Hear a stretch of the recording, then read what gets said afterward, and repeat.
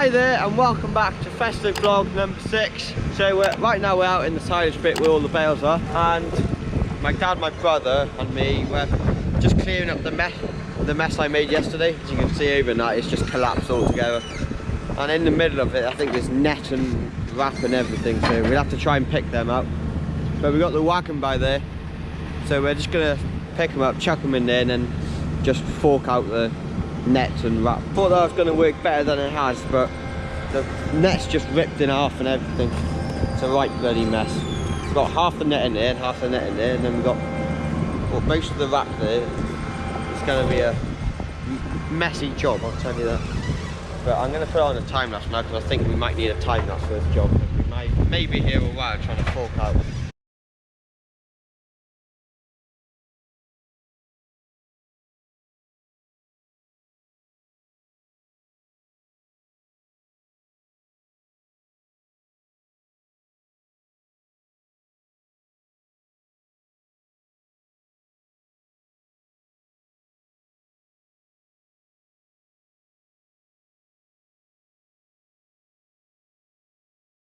Well, we managed to move them without any wrap and net going into the wagon, which is a good thing.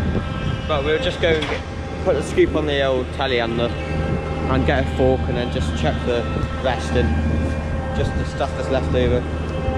But we're going to put 6 bales in. We've got 2 here that we opened yesterday, and then we'll take another 2 from down there. I'm going to take the wagon up the passage and then we'll put the rest of the passage because it's easier, because they tend to fall apart. So having them up the passage means that we can just push the silage to one side. It doesn't make as much of a mess out here then.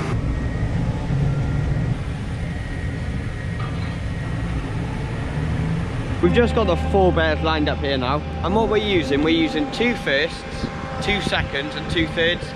And the first cut silage stuff is a bit drier than the seconds and thirds. I'd probably say the second cut is the most fresh out of the whole 3 cuts, but the third cut's around in the middle. But don't get me wrong, even though the first cut's a bit drier stuff, it made nice silage. It's making nice stuff as well. And the reason we use a wagon is because, say you've got a really dry first cut but you've got a very wet second cut and around the middle on a third cut, if you're just putting a bale out without putting it in a wagon and you're just using first cuts, well that mix for the cows is just going to be too dry for them. So when we're using a wagon, we like to have a mix of all types of bales. So like, as I said, the second cut was a bit fresher than the first cut, so it makes a nice mix.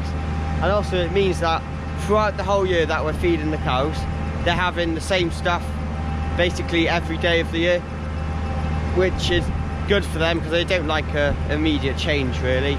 We witnessed that because one year we did 0 grazing but in bales, and they didn't like that. They dropped down in milk like anything. So we've learned that having a wagon and feeding them basically the same silage throughout the whole year keeps their milk yield up, and they produce a lot better milk. Some people do think that bales is quite a hard process to do, like when it comes to feeding them out. So what we would look for is one of those bale shears, I think they're called, is where, like, when they take the wrap and net off at the same time.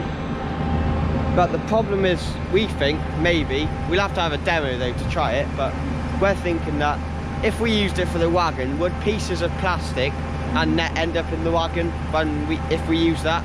So we'll have to try and find a demo or something to try it out, because if it did work, then that would make the job much easier. It'd be so quick, and it means you don't have to faff around trying to take net off, take wrap off. It's just all done in one process, which would speed the job up and everything and make it easier for us as well. But we'll have to try and find a demo of that, because that would be really interesting. That's the reason we use a wagon, is so we get a nice mix which is consistent throughout the whole year. But anyway, we'll get these 4 bales in, then that'll be the wagon done. I think we've just got beds left then. And also, the person we're selling bales to, he wants another few loads today, so we'll have to go and take a few loads to him as well.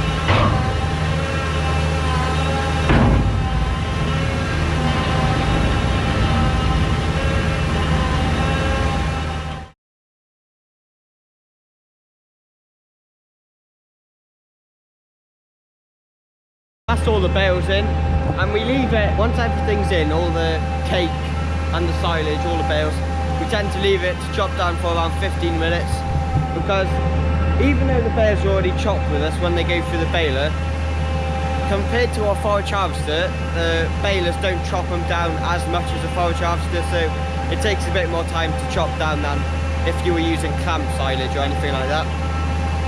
So we leave it 15 minutes. Whilst we're waiting for that, I'm just going to go pop into the shed now, just bed down the cows now. My brother's scraped all the beds, so I'm just going to go bed them down. And then we're nearly finished here, then we'll go and take those few loads.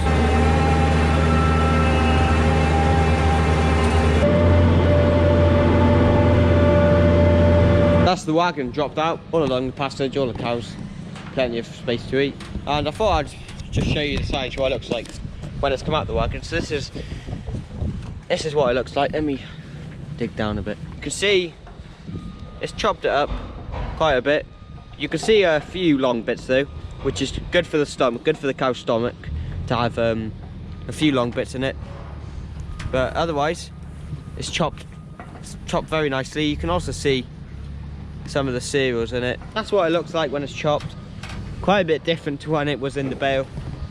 And yeah, the cows are loving it. That's the main thing. As long as they're happy, we're happy. We've got the Smith trailer on the back of the case now, and we're just gonna head up to farm 2 now to load 2 loads up. He only wants 2, so we'll load 2 loads up. We'll load this one and the Bailey then, and then that'll be it then. We'll drop them both off at his. My brother's just plugging the lights in.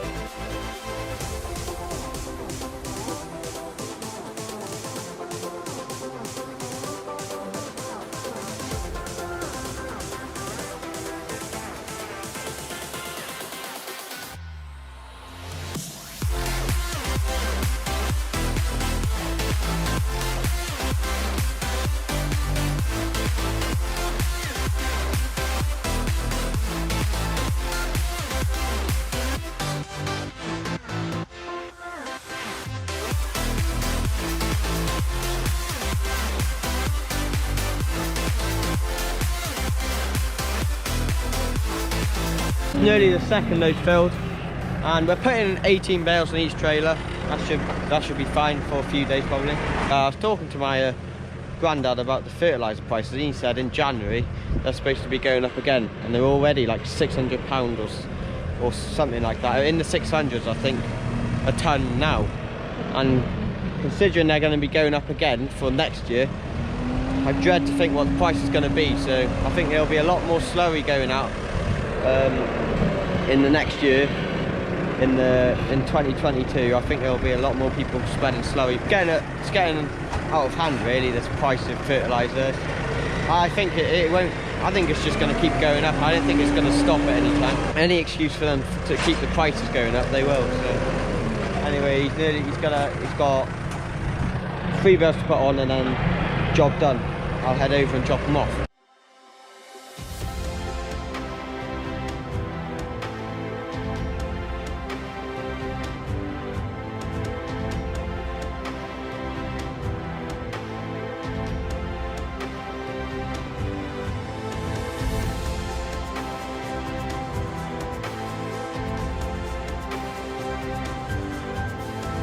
We've just dropped that load off. I've just picked the Bailey up from his now, and I'm on my way home back to farm 1 now. And then that's going to be it. That's going to be it for today. I think we're all finished at home as well. My dad's, he just got home and he's going to serve those few cows, and then that's job done. So it's job done for the whole day's work, and I think I'm going to say job done for this video.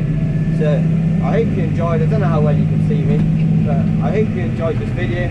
If you did, don't forget to smash that like button, and if you're not already, subscribe to the channel and ring that bell next door to the subscribe button so you know when I upload a video. And feel free to comment about any questions, or how you thought this video was, or how maybe we could improve the videos. And yeah, I'll get back to you as soon as possible. So I hope you enjoyed the video.